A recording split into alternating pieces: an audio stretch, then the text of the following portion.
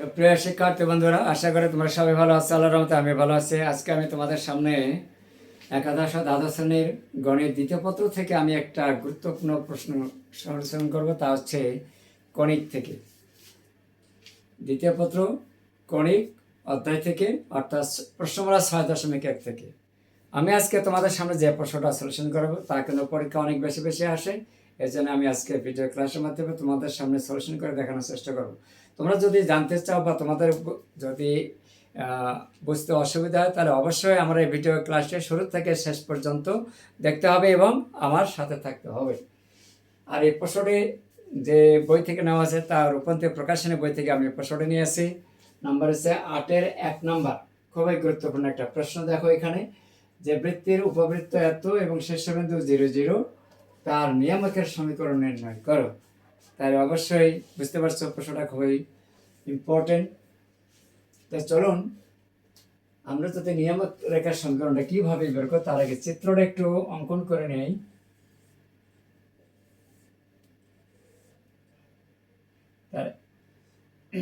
যেহেতু আমাদের এখানে শীর্ষবিন্দু দেওয়া আছে, শীর্ষবিন্দু এ 0, 0, উপকেন্দ্র এস, উপকেন্দ্র দেওয়া আছে 3, 4, 3, 4, আর এই বিন্দুটা ধরে নিলাম Z M, Z M prime. এইটা হচ্ছে আমাদের নিয়ামক রেখা, আর এটা হচ্ছে অক্ষরেখা। ঠিক আছে। আর এ হচ্ছে জেড এস এর মধ্যবিন্দু, এ জেড এস এর মধ্যবিন্দু, অর্থাৎ A Z A S A Z, এটা হচ্ছে আমাদের অক্ষ, আর এটা হচ্ছে আমাদের নিয়ামক রেখা। ঠিক আছে। তাহলে এখন আমরা এই নিয়ামক রেখার সমীকরণটা আমরা বের করব। তাহলে তার আগে আমাদের কি করতে হবে, আমরা জেড বিন্দুর স্থানাঙ্কটা ধরে নেই। আমরা একটু বর্ণনাগুলো লিখি। মনে করি তাহলে এখানে কি দেওয়া আছে, উপকেন্দ্র, উপকেন্দ্র এস, এস 3, 4 এবং শীর্ষবিন্দু এ 0, 0 এবং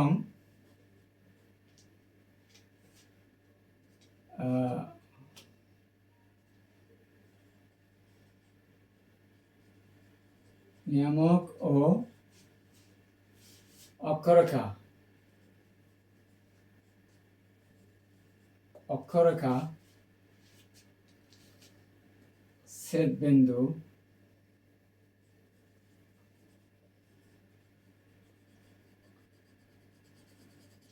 জেড আলফা রেখা এবং নিয়ামক ও অক্ষরেখা ছেদবিন্দু জেড এত।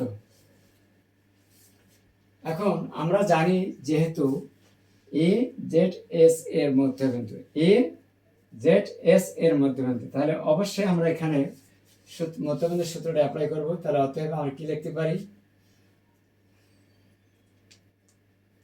যেহেতু আমাদের মধ্যবিন্দু এখানে দেওয়া আছে আলফা প্লাস 3 বাই কত 2 = 0, যেহেতু এটা মধ্যবিন্দু তার মান হচ্ছে 0। আর মধ্যবিন্দুর সূত্র আছে x1 + x2/2 y1 + y2/2। তাহলে এখানে x1 আছে আলফা আর x2 আছে 3, তাহলে আলফা প্লাস 3/2 বিটা প্লাস 4/2 হবে। তাহলে এখানে আমরা কি লিখতে পারি, আলফা প্লাস 3 = কত 0 বা আলফা = কত -3 এবং বিটা প্লাস 4/2 = কত 0 বা বিটা = কত -4। তাহলে অতএব জেড এর স্থানাঙ্ক -3, -4। তাহলে অতএব জেড এ জেড এর সমীকরণ। এখন আমরা একটু ডানে নিলাম,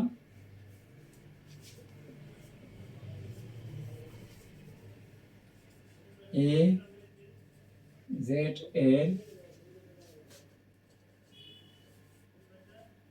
সমীকরণ, অর্থাৎ দুটি বিন্দু থেকে গমনকারী রেখার সমীকরণ। তাহলে এখানে দুটো বিন্দু হচ্ছে, এ হচ্ছে x minus 0 by 0 minus plus 3, চাইলে আমরা এখানে y মাইনাস 0 বাই 0 প্লাস 4। তাহলে এখানে কি লেখা যায়, x বাই 3 ইকুয়াল কত, y বাই 4, বা 4x ইকুয়াল কত 3y, বা 4x মাইনাস 3y ইকুয়াল কত 0। সমীকরণ 1 দিলাম এখানে, 4x মাইনাস 3y ইকুয়াল 0। এখন এখানে বলছে যে যেহেতু আমরা এখানে নিয়ামক রেখার সমীকরণটা বের করব, সেই ক্ষেত্রে আমরা এখানে বলতে পারি যে নিয়ামক রেখাটা কিন্তু অক্ষরেখার উপর লম্ব, আর অক্ষরেখার উপর যখন লম্ব হয় তখন কিন্তু একটা কন্ডিশন বা সূত্র আছে, একটা ফর্মুলা আছে। তখন কি হবে, এক্স এর সহগ যাবে ওয়াই এর কাছে, আর ওয়াই এর সহগ আসবে এক্স এর কাছে, আর সেই সাথে একটা চিহ্ন বদল হবে। তাহলে আমরা এই ভিতরের চিহ্নটা পরিবর্তন করলাম, মাইনাস থেকে প্লাস, আর একটা ধ্রুবক হবে। এই হচ্ছে আমাদের নিয়ামক রেখার সমীকরণ তৈরি হয়ে যাবে। তাহলে এখন আমরা কি করবো, একটু মুছে দিই।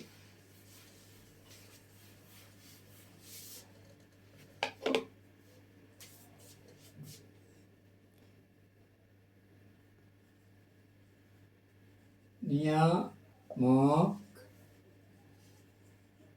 রেখার সমীকরণ, অর্থাৎ 1 নং রেখার লম্ব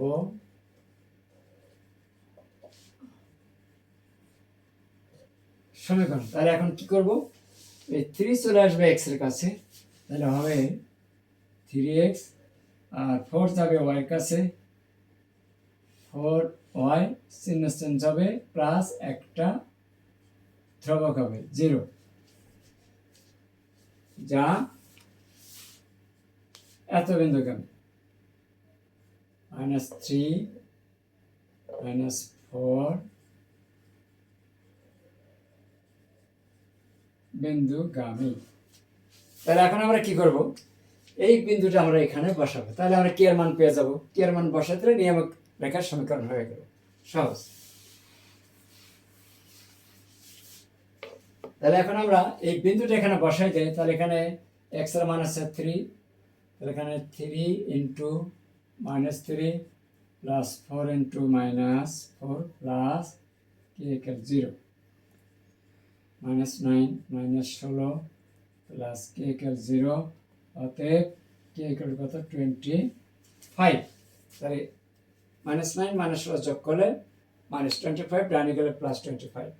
এখন k এর মান আমরা এখানে বসাবো।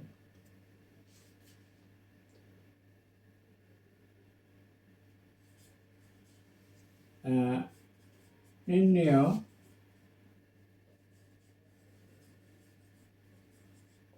নিয়ামকের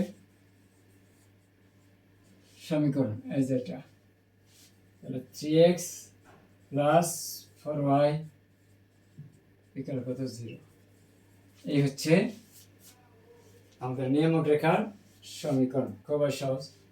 শুধু একটু যদি আমার এই ভিডিও ক্লাসটা তোমরা শুরু থেকে শেষ পর্যন্ত মনোযোগ সহকারে যদি দেখো, ইনশাআল্লাহ তোমাদের একটা গুরুত্বপূর্ণ প্রশ্নের সমাধান হয়ে যাবে এবং তোমরা জানতে পারবে ভালোভাবে।